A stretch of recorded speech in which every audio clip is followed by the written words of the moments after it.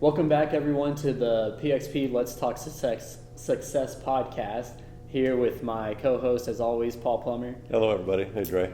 How you doing today? Great. How's the day been so far? Same answer as always. It's been one of those.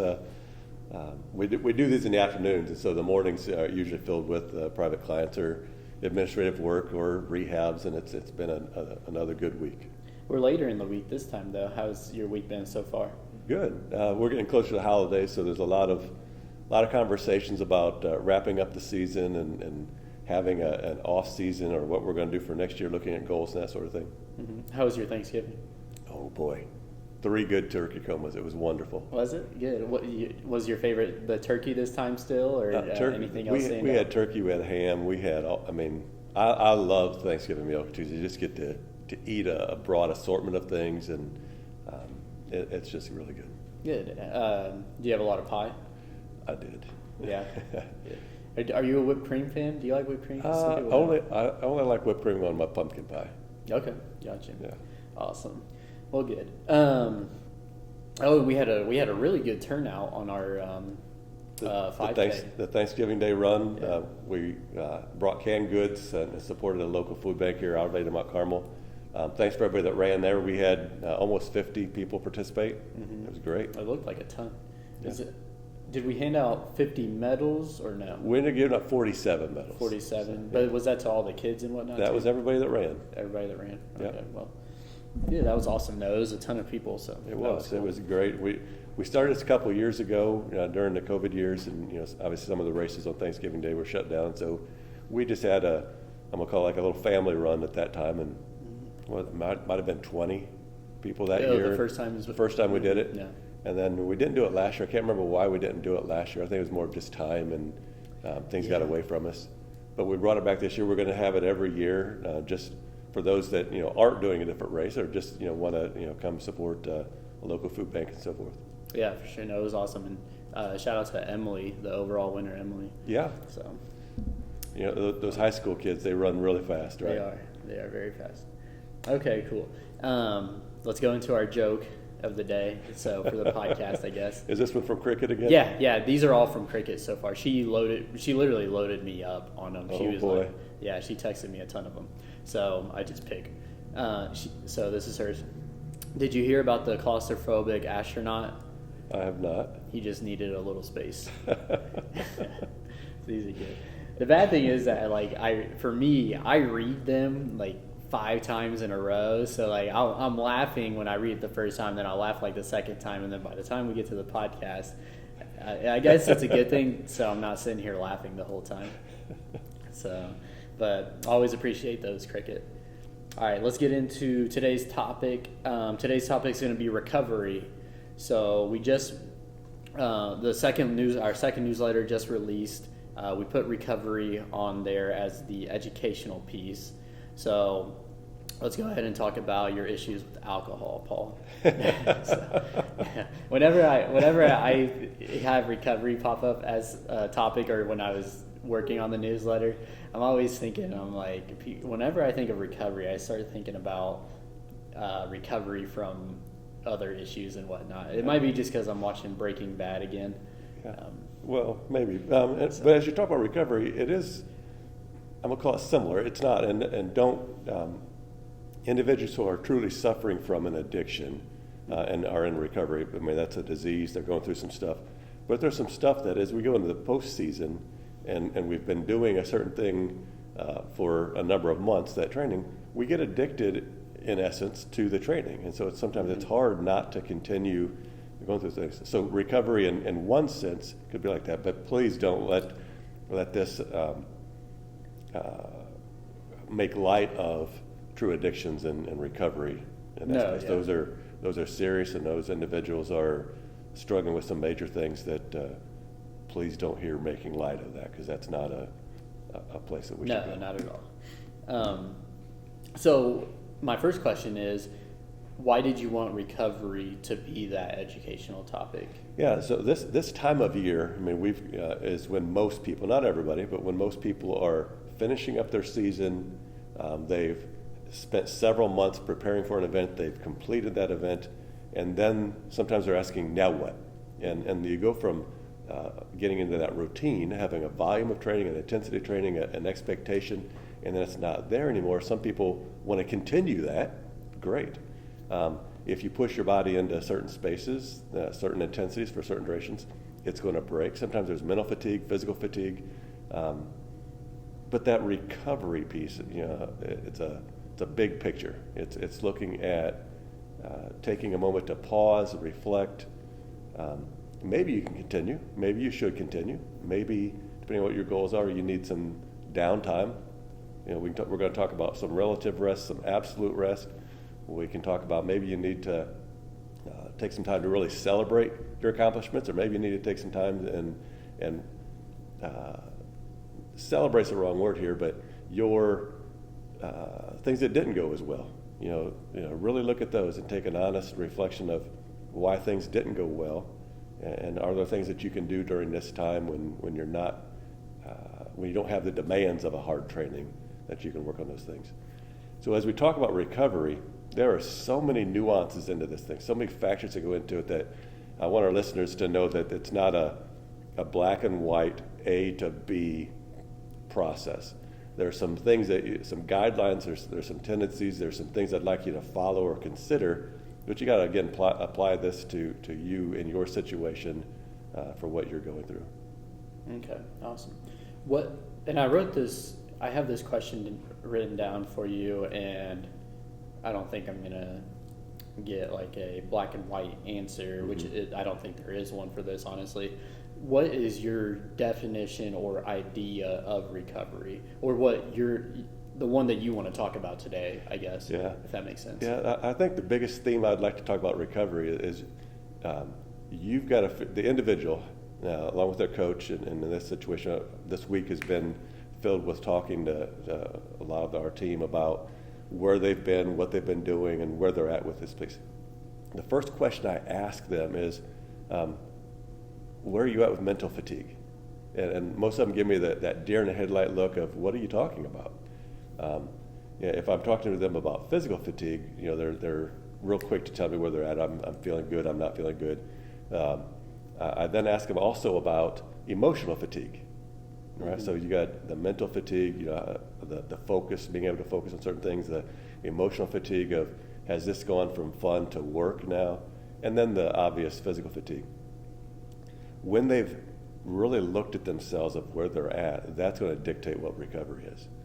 Some of those individuals, when they get done with the season, they just want to take a big breath and take a couple weeks of doing nothing, and that might be appropriate. Some of them want to continue working out at the same intensity as what they were doing. That might be appropriate, but most likely not. And so trying to find something in between those two based on where they're at and what their goals are, that's the real key here.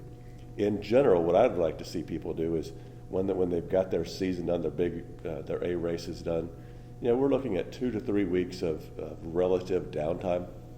That could be that if you were putting in 15, 20 miles a week, and again, we're not high mileage philosophy here, so some of you might be putting in more miles than that and be thinking that 20 miles is a easy time, but when you put it all together, maybe it's not.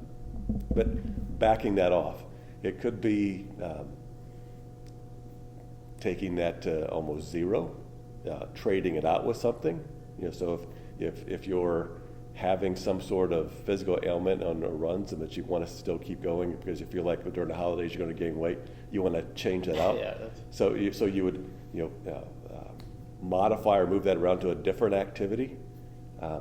Sometimes it's finding that gray area of, hey, I want to still work out with some intensity, but I'm going to back it down. So instead of just the zone 2 or some tempo runs, now turning into some, and I'm going to call this interval stuff, and this would vary by where they're at, but maybe doing a 20-minute workout with a little higher intensity.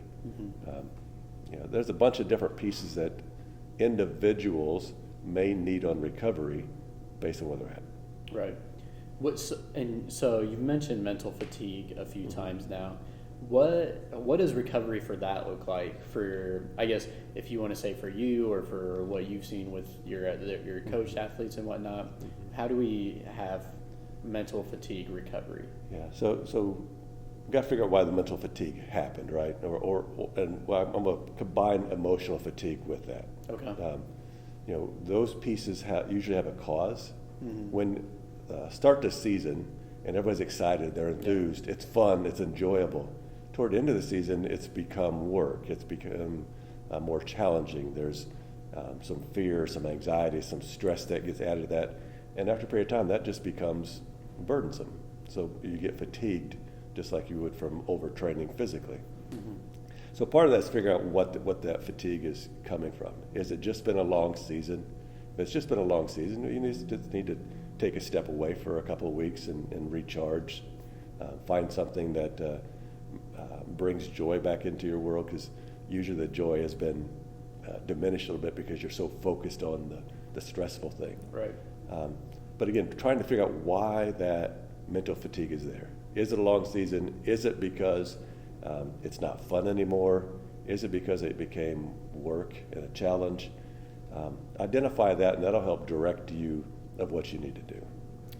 Okay. And so if it's not fun anymore, how do you rediscover that excitement or that fun, I guess? I've had my own ways of dealing with it.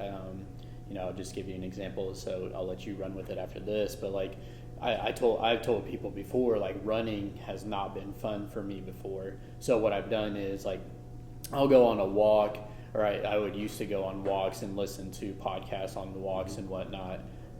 And then I would stop when I got to a place where I enjoyed the view or something like that. And then so I would walk it, and then I would jog it like the next time I went out and whatnot to try to enjoy it. And then I would look around and embrace everything around. It's usually nature. Yeah.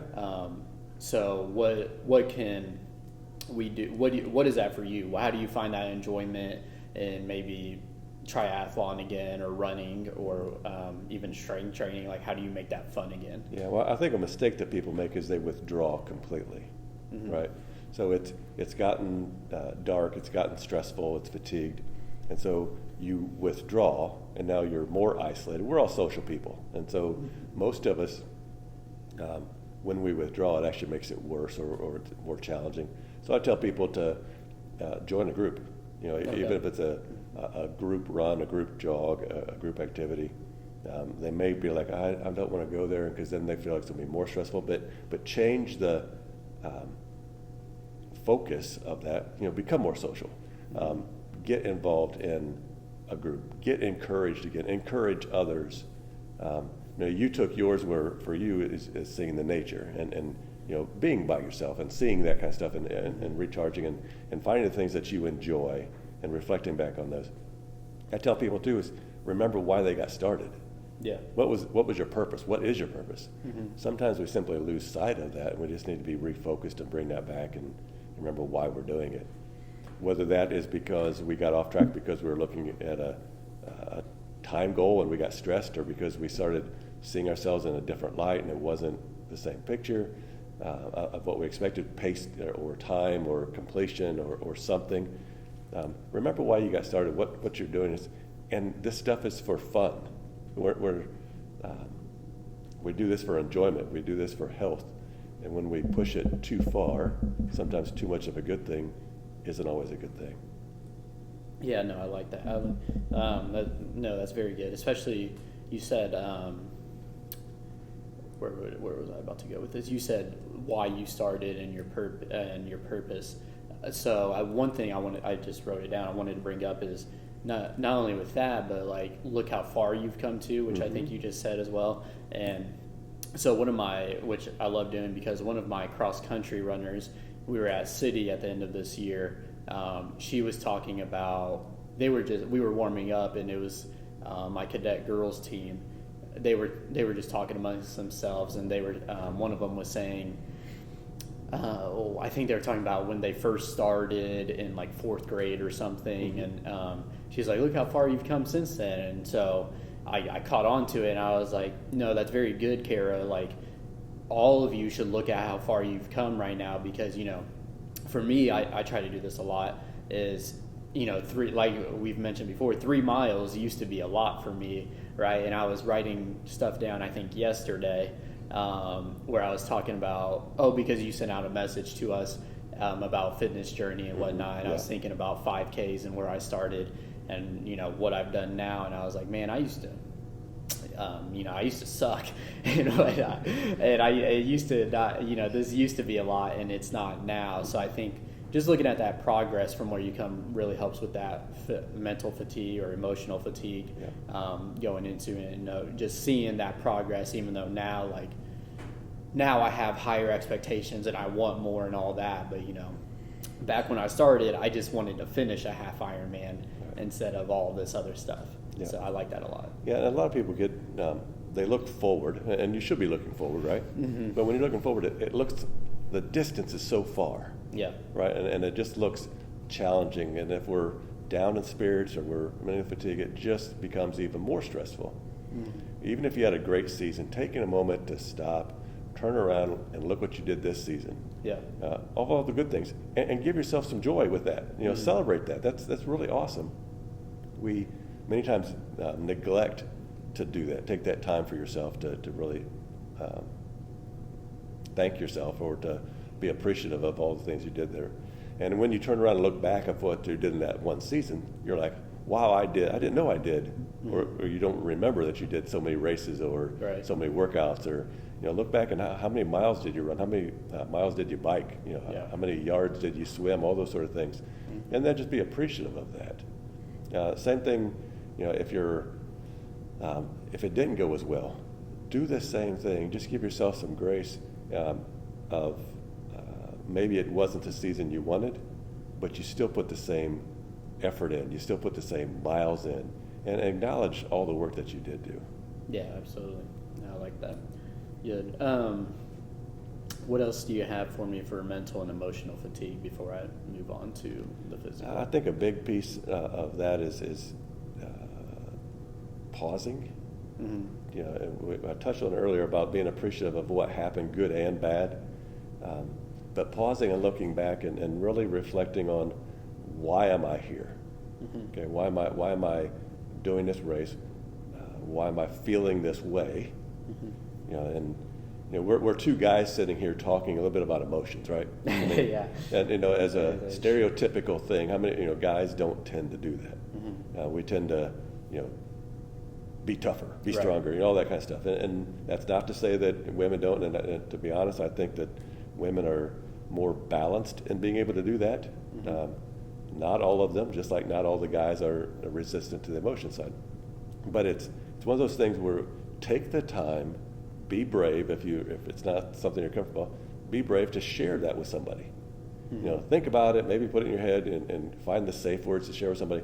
But when you can share that with somebody of like, hey, I had a good season, and here's what I thought went well, or my season didn't go as well, and here's why I didn't think it went as well, and be willing to risk that conversation. Yeah, that'll go a long way to help pull you up, because it's an isolating thing.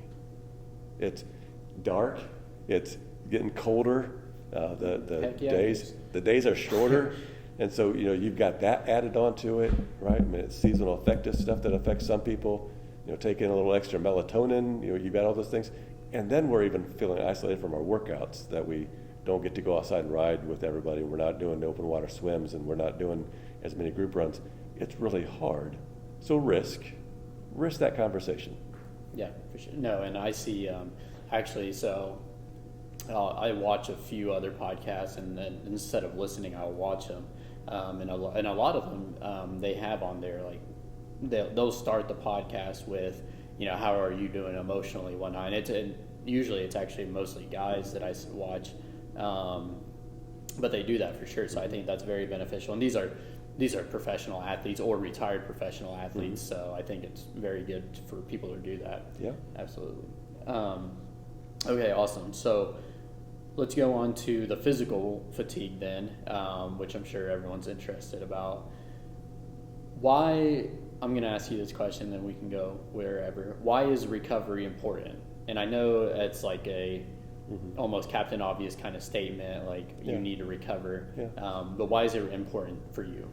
Yeah, there's your body goes through, your season goes through different phases, so your body needs to go through different phases, right? So in the postseason or the off season, however people want to characterize that, that's a good time to get back to basics. And so if your muscles are simply tired, well, that's one way of looking at it. If you've got a nick going on, right? You've been fighting this foot pain, this knee pain, this back pain, this whatever going on, you've just been toughing through it. Well, you need to figure out how to get rid of that pain. That pain doesn't need to hang around. And so if you ignore either of those, as you come into your next season, it's not going to go well. Predictably, those are going to be more magnified. You're not going to have as much fun.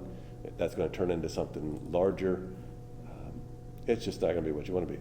That's my number one reason for the physical side of getting your recovery, so that you can heal up, take care of whatever's been going on from this past season, whatever that is, to whatever level that is, and then prepare yourself to go into the next season healthy, prepared to be successful.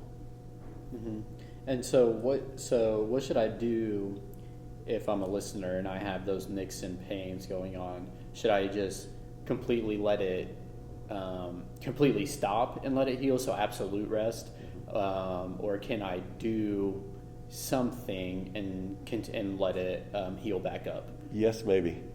Yeah. So depending on what it is, so what you need to do is have it looked at, right? If you're not sure of what's going on, you've got some soreness going on, but you're not sure if it's good soreness or if it's an injury soreness, or if you've got some joint pain going on, but you're really not sure, it needs to be evaluated. Call us, get in here, let's figure out what that is. That could be a conversation about, that tendonitis is going on. And so with tendonitis, again, depending on severity, it might need some absolute rest. You might need to be able to do some things at a lower intensity to actually correct why it's there. Form, technique, how that muscle's firing. Is it firing in the right sequence? Is it actually firing? We know certain muscles tend to shut off when you've got some discomfort going on.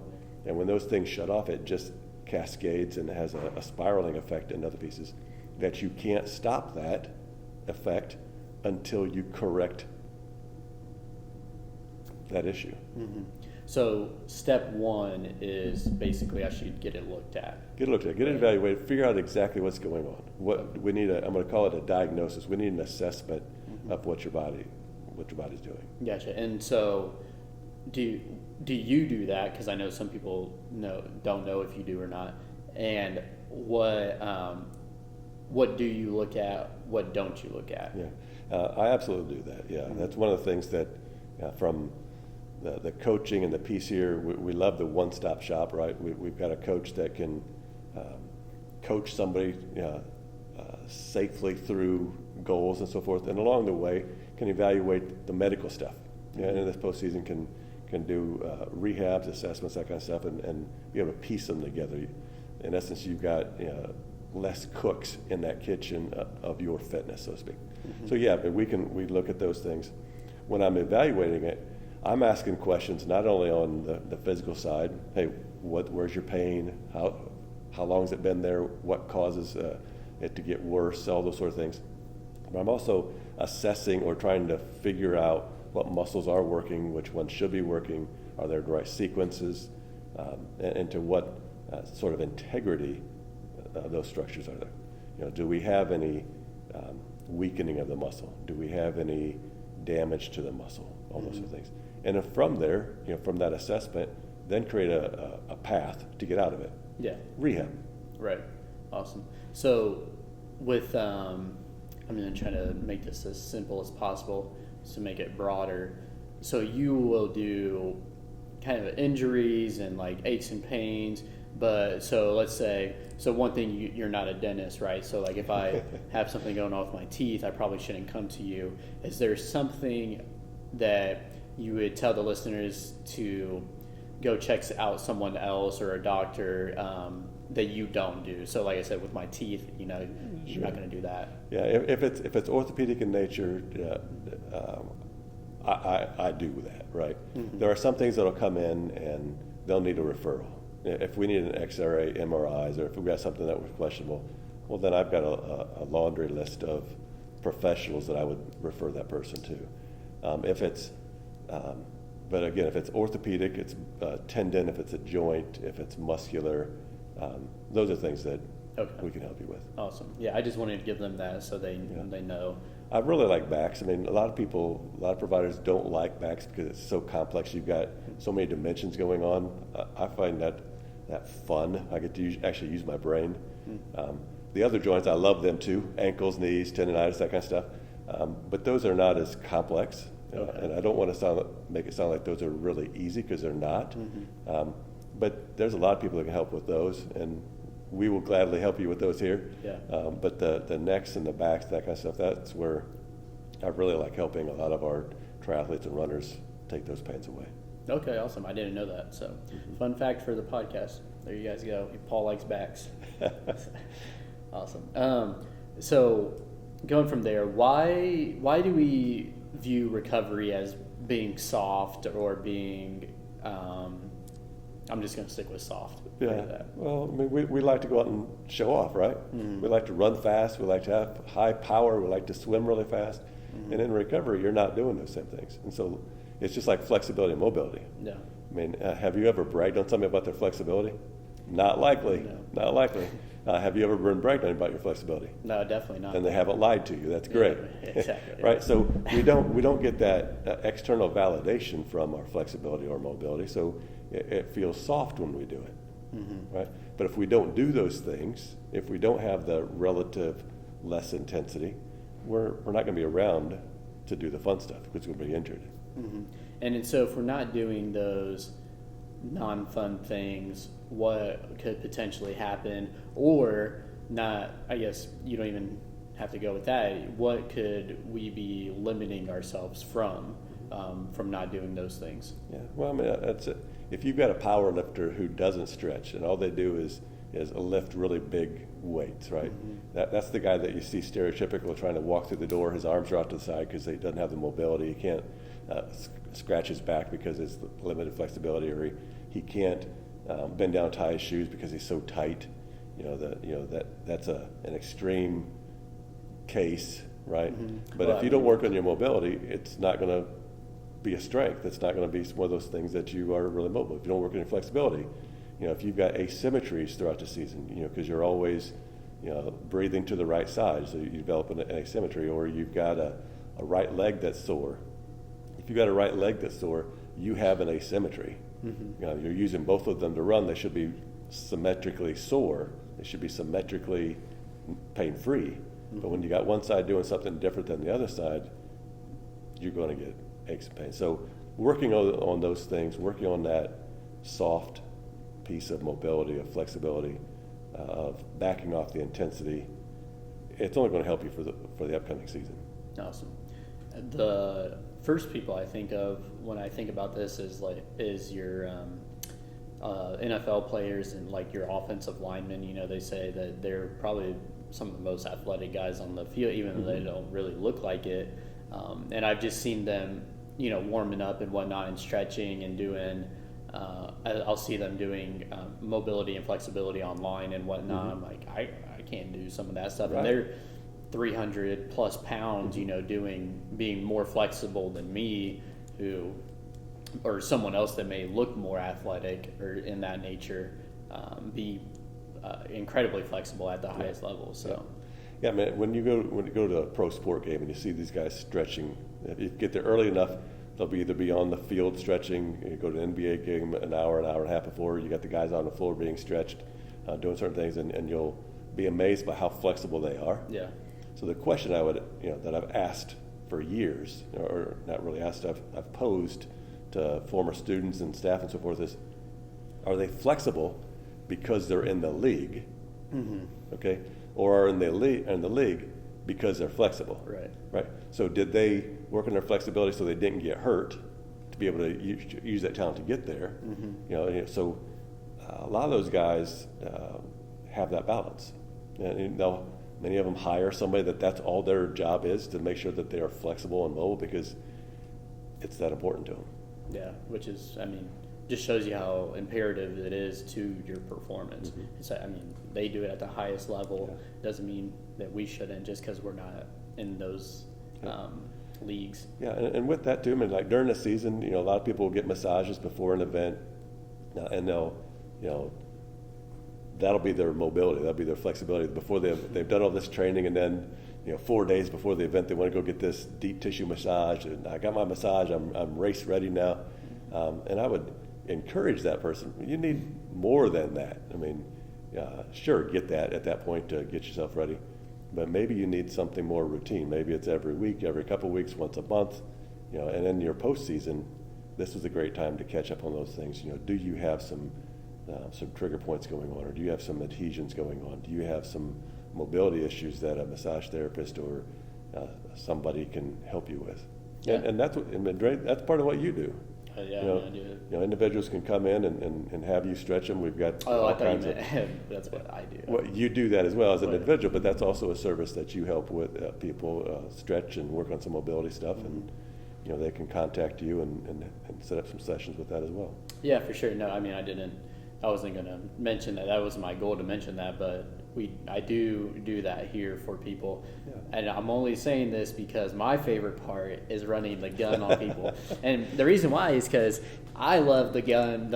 I'm talking about the Theragun or Hypervolt gun for those of you listening. Yeah, it's not a real gun. Right. So I run the gun on people after I stretch them out. And that's my favorite part because I know how good it feels. So I hope you feel that same enjoyment, because I go get it done where I go for recovery, and I tell them I would stay there for an hour just to have that gun ran on me the whole time. Yeah. So if anyone wants to try that out, feel free to come in and have that ran on you and get stretched out and whatnot. Okay, so I want to go into active recovery, I guess, and see what your thoughts are on that. Do you believe in active recovery? Is that a thing or no? Absolutely. Yeah, during the season we can use some active recovery. Postseason we can certainly use some active recovery. To me, active recovery is staying moving. Right when you get done. In Florida, early November, did my second full Ironman. It was about a 5-week period between the two. Got done with that event, and the temptation after that was, let's not do anything for the next couple of weeks. Yeah. Okay, so that was the temptation. The body, after about 3 days, started to get a little stiffer. It started to not move as well. It started to ache a little bit, and so active recovery could be anything from, you mentioned earlier, going for a walk. It could be light activity, some stretching, mobility. It could be getting in a pool. It could be doing some jogging in the water. It could be getting the Theragun run on you. All kinds of different things to do there, but keeping that body moving and not going from one level of intensity to zero. Is having that Theragun run on you active recovery? It will at least. This is a you got to walk. question. You got to walk to go get there, and it's going to move your muscles around. It's not. I don't think it's strictly defined. Okay, defined as that. I'm legitimately asking. I didn't know if it was or not. Yeah, I wouldn't put that into active recovery. Would be something that the person would do actively. I got you. Okay. What are your favorite forms of active recovery?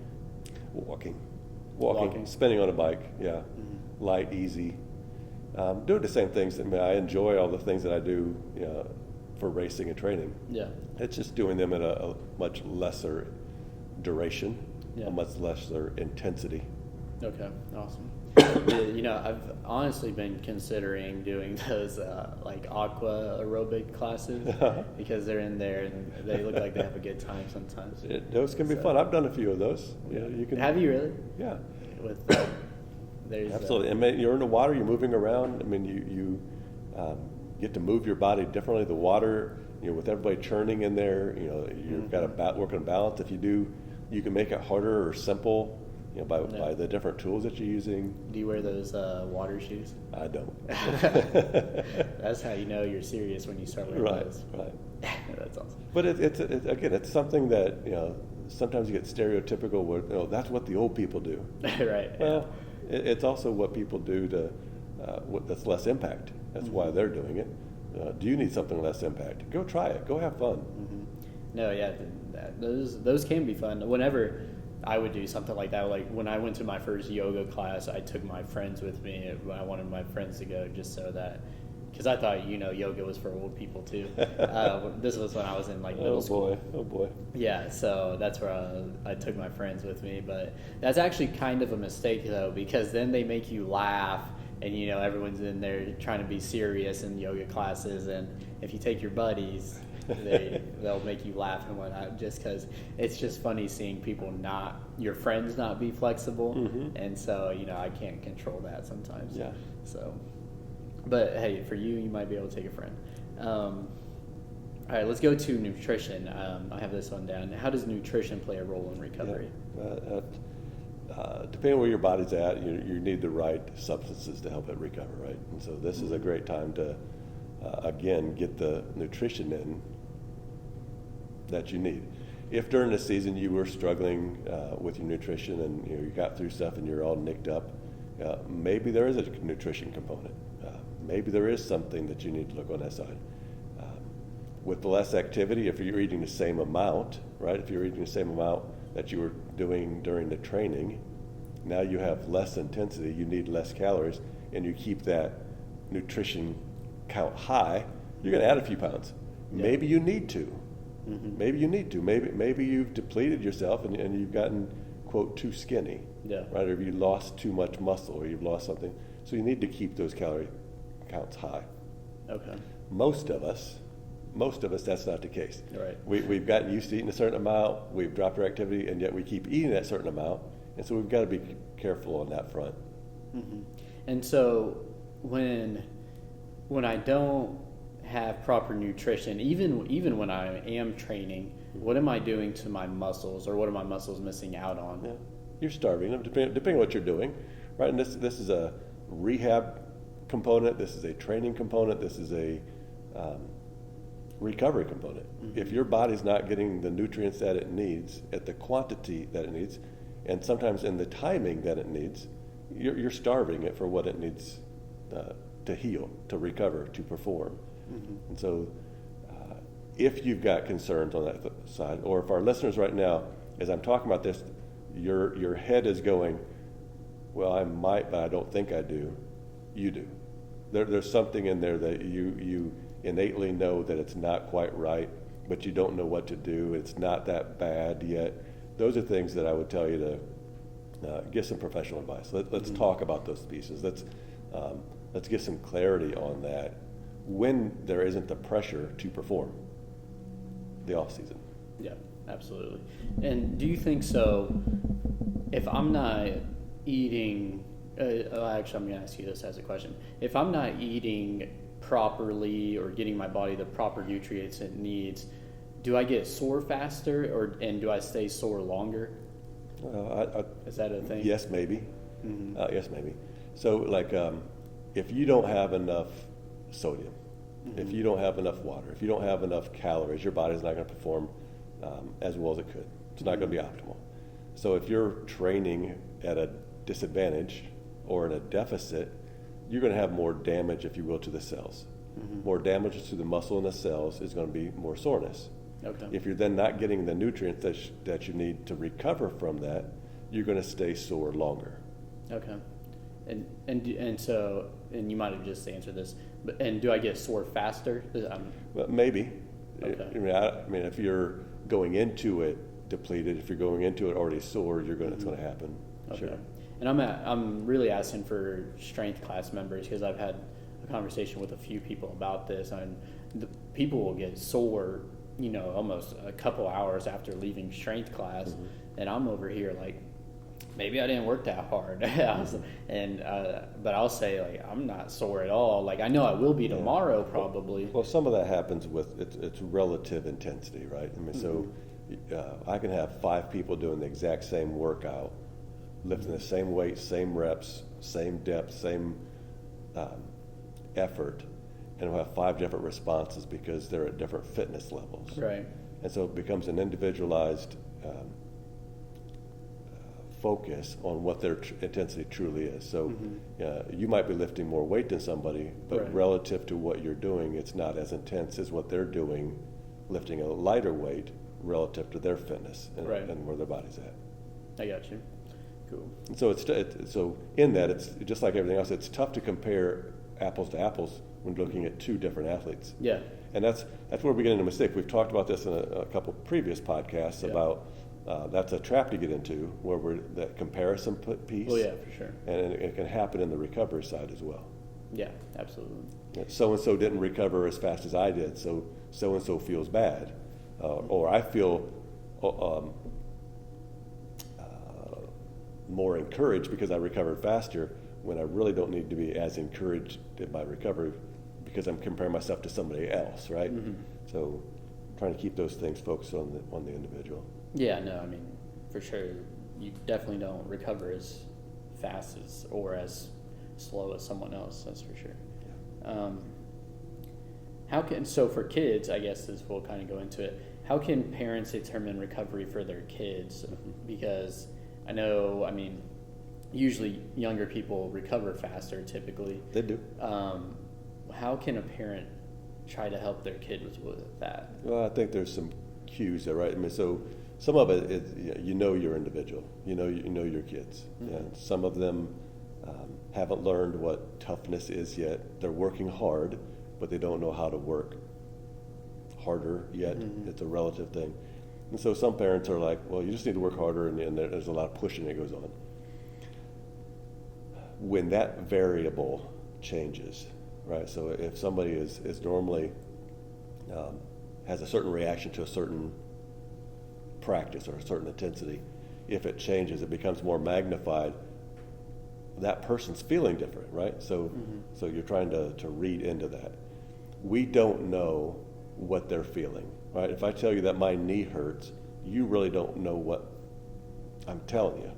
You use your own experience to think that you know what my pain feels like. And so somebody tells us that was hard, we don't really know to what intensity that level that was. We use our own experience of what hard is and think that they're doing the same thing. And so it's making sure that you're looking at that individual, what's typical for them, what the response is, and when that changes, right? So if they're 10 push-ups and they're like, man, that was really hard, and now a little while later, several workouts later, they did 10 push-ups and they're using more magnified words. That was really hard. That was terrible. That was, and it's kind of off kilter. They need some help in that recovery, knowing that they're getting into that space. Okay. And we talked last time when we talked about the youth, especially. It's talking to them. It's getting them to understand how to communicate that piece. Yeah. And as an adult, trying to hear some of those words, we've got more experience to better communicate it. They don't know. They don't have the same experience we do to know what words to use, or Right. they don't have the same experience to know what hard work is.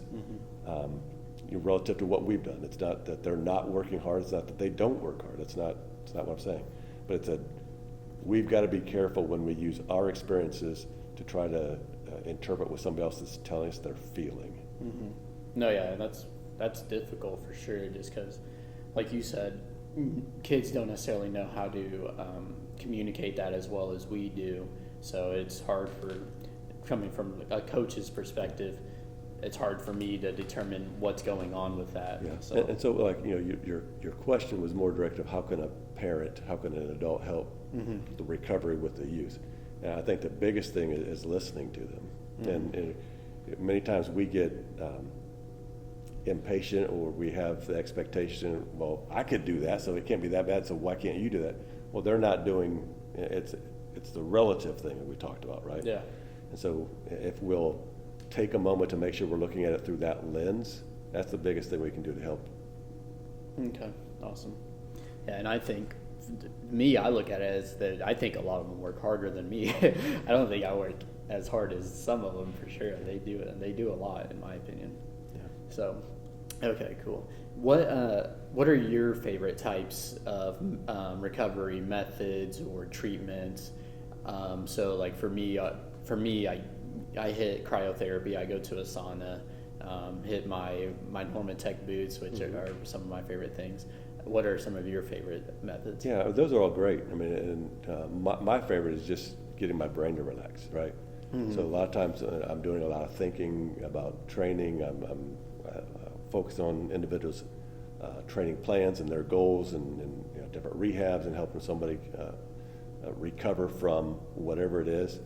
My recovery tends to be more mental, more emotional, of just taking a breath, of reading a book. I really liked, when I was a teenager, they couldn't get me to read a book at all. And now I love reading. It's one of those things, it's my escape. When I do that, then I'm sitting, I'm resting. I tend to try to multitask. I'm trying to do some sort of stretch while I'm doing that. Many of us can, we don't have time to really carve out all the time that we need to do recovery, to do flexibility and mobility. So you can find ways to multitask it throughout the day. If I'm reading, I can sit in a chair, and right now I've got my legs crossed, so I'm doing a little hip extension, external rotation on pieces, so I can multitask on what that's like. If my hamstrings were super tight, I could be sitting here and have my legs stuck out, leaning forward and be stretching my hamstring as we're doing this podcast. So I can multitask during that time of all kinds of things. Good. And then this is just a curious question. When you are you reading to learn or for entertainment, or both? Depends. I like to read for entertainment. That's my escape. Obviously do a lot of reading too about learning and what's new out there and how we can incorporate all kinds of things into people's training and so forth. But my recovery, my escape is for fun. Okay. Well, cool. I was just wondering. I was just curious. Is there a faster way to recover by chance? We're always searching for that, right? I don't know that there's a good answer to say I'm going to recover faster if I do X. Some people will say that, and each of us have things that help us recover. If you haven't found those, we need to talk about those things and figure out what that is for you. But I think it's a personalized thing. Okay. I was just wondering. For me, like I said earlier, my physical recovery is not nearly as challenging for me as just being able to turn the brain off at different times and make sure that we're getting a balanced recovery. Yeah, and I think that's huge. As you say that, it just triggered me thinking about what I do, and that's where I try to tell people all the time, like I'm very intense when I work out and then when I work, but outside of that, I'm pretty like in my own world and relaxed as far as I guess what's going on up here. And I think that really helps a lot with my recovery, because I try to tell people that, when I'm not doing this stuff, I try to be in a recovery state, which I think helps me. I don't know if it does or doesn't, but aside from that, that's where I tell people always ask me, what are you doing? Do you have plans today? Blah, blah, blah. I'm like, no, I'm just chilling. And so I do think that helps a lot. So yeah, I like what you said there. So that's it from me, what I have. Do you want to go over anything that you have going on? No, nothing in particular, other than, make sure you're paying attention to what your physical fatigue is like. Now, what do you need to recover there? Is it an injury, or does it just need some relative rest? Emotional and mental fatigue, do you have that? What can you do to bring that joy back? Those are all great things. It's a great time to get back to basics. This week I've had a number of athletes that we've talked about their goals, and to start the season, to start the training, I always have them working on their aerobic base. Whether it's a veteran or a rookie coming in through, we're going to get that aerobic base. Several of them, some of my veterans were like, I didn't really follow closely what I'd asked them to do in their aerobic building phase. And we tried, but it was really hard to keep my heart rate that low. And so I just and they fudged their way around. And I saw those numbers happening, right? But as they're talking about right now, they're ready they're finally ready to build that space. So it's a great time to look at, in your training, did you do everything you could? Can you get your mind, your expectations ready for the upcoming season to work on those things? What's your technique like? Is this a time now where you need to get in the water and focus on technique? Maybe you don't do all 3 sports if we're talking triathlon. Mm-hmm. Maybe you focus on your weak link and you just get in the water a few times and it's just a technique thing. You're not really focused on swimming as much as maybe some drills. Maybe you've got that healing that you need to do, so you might need to avoid things or working on getting activation done or seeing somebody coming in and having an assessment of are your muscles firing in the right sequence? Yeah. Are they actually firing? Maybe it's you just need to get away from the 3 sports and you find something else to do, right? Mm-hmm. We're going to get some snow here, most likely not too distant future. It's December, yeah. So we're going to get some snow at some point. So maybe you want to get some cross-country skis on, or maybe you want to travel and get some other things to happen, or just find something else that you can work on your fitness with. That's just a different activity. Yeah, that'd be dangerous. If you ever see me in skis, tell me, take them off of me. So be safe. Everybody needs to be safe doing those things. That's not going to be active recovery for me. That's for sure. That's an accident waiting to happen. Yeah, absolutely. It's water, any type of skis. If you see me at the skating rink, get me out of there, because that's not going to happen either. So.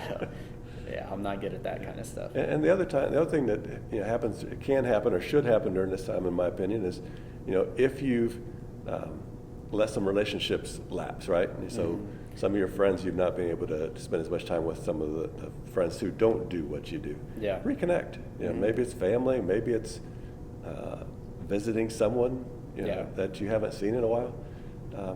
Go have some fun. Yeah, no, for sure. I co-sign on that, because that's what I definitely try to do, especially, like I said, just because when I'm about into my race season, I focus so heavily on that it's like telling so many people no to so many different things, and it's like now's the time in my off season when I try to reconnect, like you said, with those people and have fun. Yeah. Now, for you, we're not going to talk about recovery for another week. Well, no, I still. Yeah, you got a race coming up here in Florida, right. And Pat Clayball's got a race coming up as well. He's traveling from Idaho to go down to Florida for that. And then you guys get to work on all this recovery stuff. Mm-hmm. I already have a plan for after the race in terms of what I'm going to eat, not in terms of recovery necessarily, but I do have some specifics on some food. Yeah, something to look forward to, right? That's your goal for getting to that finish line? Yep, absolutely. Cool. All right, well, that's all I had on recovery. Okay. And that kind of stuff. Ready for the fun? Go ahead. Yeah, I was going to say, if people have specific questions about recovery or things that they're going through right now, don't hesitate. Give us a call, leave a comment, do whatever you need to do. Yeah, absolutely. Cool, let's go into the fun questions then. So, what is the best book you've ever read? Your best or favorite book? I got a bunch of those. It used to be John Grisham. Read anything by John Grisham. And then it was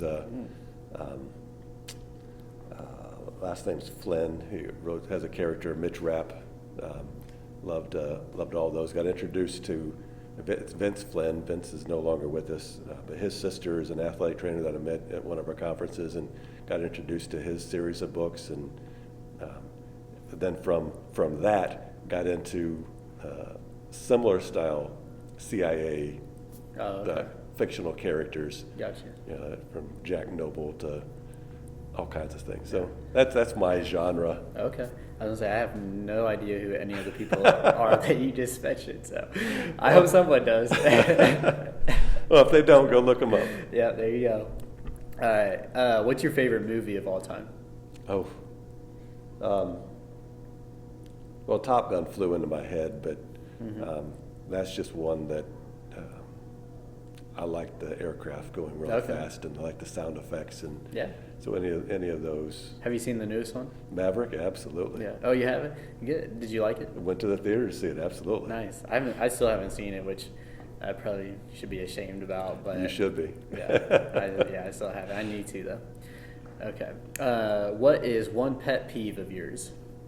Ah, that one's tough too because I've got a few. Probably my biggest pet peeve is when people say they're going to do something and they don't. Okay. I would rather somebody tell me I don't want to do that, Yeah. or I can't do that at that timeline, as opposed to give the answer that they think is palatable at that moment and not be able to follow through. Yeah. I like when people say what they are able to do. Yeah, for sure. Awesome. Like it. One of mine too. I didn't know if you were going to say like traffic or something. So, Well, I have had a moment of road rage and had to slap the steering wheel a couple times, but no, me that's too. not. That's just me. That's one of mine. Okay, what is your favorite part of your daily routine? I like this question. My favorite part.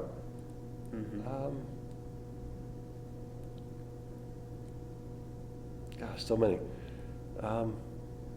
Is it It's- eating something or? No, it's my favorite part is probably coming home at the end of the day and saying hello to Heather and seeing how her day's gone, and seeing what the boys are doing, and Yeah. hearing how that's all gone. I got you. Awesome.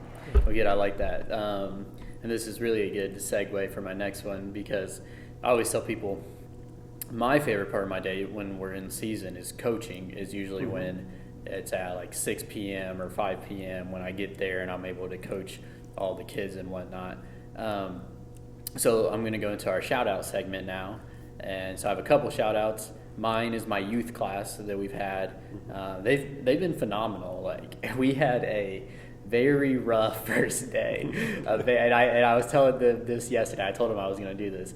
And I said, day one was tough. Day one, I thought we were going to be able to hold a 30-second plank, and we were not. We were not able to do that. And they're good athletes. Right, yeah. I mean, they're great athletes. They are super fast. I tell them, like, I can't beat some of them in these races that they do.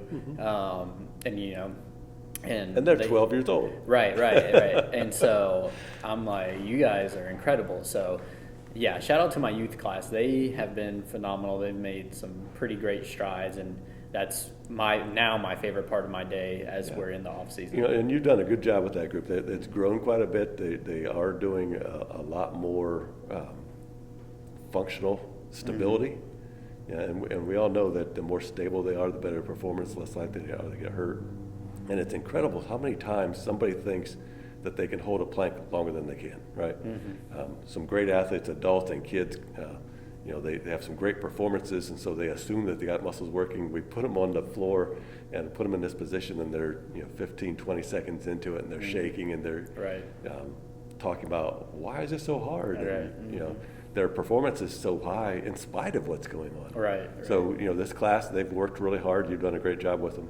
Yeah, thank you. No, they put in the work, so I love that. Shout out to the 6 p.m. youth class. So next I want to shout out is to all the moms out there during this holiday season, and dads too, because dads work hard, obviously, but moms, I don't think they get enough credit for all the household stuff that they do. They have to clean the house during the holiday season, cook during the holiday season, organize family events during the holiday season, drive, gather all the presents, wrap all the presents. Dude, wrapping presents is the worst time of my life, and I'm terrible at it. Just throwing that out there. So, yeah, shout out to all the moms holding it down. I'll agree with you right there. Yeah. But now let's call out some dads. Yeah, I was going to say dads do it too. So. Well, no, let's call out some dads. Oh, so okay. if that's going on where mom has to do all that stuff on her own, why aren't we doing more to help them in those situations? Yeah. It's not one of the things that Heather and I have talked about quite a bit. It's not a women's job. It's not a men's job, whether it's lawn stuff or dishes stuff, that kind of stuff. And so let's call out some people on that sort of thing. Come on, dads. Well, yeah. Let's do some more. I would probably, if it were me, I'd probably negotiate. I'd be like, I would much rather do the dishes or laundry as opposed to wrap presents. I'll 100% let you wrap presents, and I'll do dishes and laundry. I'll do both. I think every family needs to do what's best for them, obviously, right? Yeah. But if it's just like my right leg and my left leg need to do the same things because it's called running. Mm-hmm. You know, those partners need to be carrying the weight and doing things. Absolutely. Come on, dads, let's go. And kids, be appreciative of your moms and your parents that do all this stuff, because I'm doing my Christmas shopping now, and even though I don't have kids, I tell everyone I have like 50 kids because of all the coaching that I do, and it's not easy. So I can't imagine what the moms do with all the people they know. So for sure, kids, be nice to your parents and take care of your parents too. All right, shout outs from you. You have any shout outs? Nothing in particular. You and Pat, I mean, you guys have got this race coming up this next weekend, and you guys are going to do great. You are prepared. You're in that taper phase where taper is the toughest thing to get right. It's the easiest thing to screw up, and I'm excited for you guys to wrap up your season. Yeah, absolutely. Last one of the year, and I think everyone's done. So we'll have fun. We'll have fun down there and flow right up. All right, cool. So that's it, everyone. That's episode 6 now that we're on. First one of December, and newsletter's out. Just so everyone knows, it should be, or you should have it in your inbox. If you don't have it in your inbox, check your spam folder. Make sure it's not in there in your spam or in your junk. It should be from PXP. And if it is there, click on it and mess around with it and view the newsletter, because I really do like this newsletter. I was waiting. I knew it was coming out obviously this morning, and so once I looked at it on my phone, I liked it. I thought it was good. I thought we had good feedback from the last one, so I was able to put in, parts in there from people's feedback from the classes and whatnot. So really enjoy that. I think it really enhanced the newsletter. So check that out. Make sure you look at your inbox. Make sure you look at your spam. Should be from PXP Endurance. So, and if you didn't get the newsletter, you can go to our website, pxpendurance.com, and there's a place there for you to sign up for the newsletter. Yes, I saw that, and I like it this time, because this time it lets, if you are already signed up for the newsletter, it lets you take that away. Last time it wouldn't let me take it away. So if you've experienced that with the website, it's better now. So go check out the website and sign up there with the newsletter. And it does work, because I checked it this morning with someone who was having that issue, and it works. So, and then thank you to everyone who's left a review on the podcast so far. We're up to 6 or 7 reviews on Apple, and then the rest of them I can't look at still, but it is what it is. Continue to leave your reviews, leave your rankings. We're at 5-star. We're at a 5-star rating so far. Yeah, let's keep that streak alive. Yeah, that would be awesome. Leave your comments. Leave your comments on any of the posts, any Instagram posts, Facebook posts. Leave your comments on YouTube and on all the podcast platforms. Yeah. So thank you all for that. For those that have left a rating. And we have a sale still. So PXP over at the apparel section over there, we are still having our sale. So come in and get your 35% off t-shirts, pullovers, and sweatshirts. And then you get 15% off triathlon and cycling clothing. I know I need to re-up on mine because my shorts are getting thinner and whatnot, so I definitely need. Does that mean you're eating too many sandwiches? You're stretching them out too much, or are they just getting too much use? I don't know. It might be both. I know I did. So I told my youth class last night I've been eating a salad every day. You want to know why? Because Zac Efron said you need to have at least one salad every day. So, well, if Zach said it, we got to do it. Right, exactly. So come in and you'll be able to, you might lose some weight if you start eating salads every day, and so you'll need new clothes. What better than to rock PXP? And the stuff's comfortable. Like I said, I swim in my triathlon shorts. Mm-hmm. I think those are the best swim shorts to swim in my opinion. So they make you faster. Yeah, that's what they say. So come in and get that stuff. We have socks, hats, all kinds of stuff. So check it out. Newsletter's out. Bingo. Bingo is starting this month.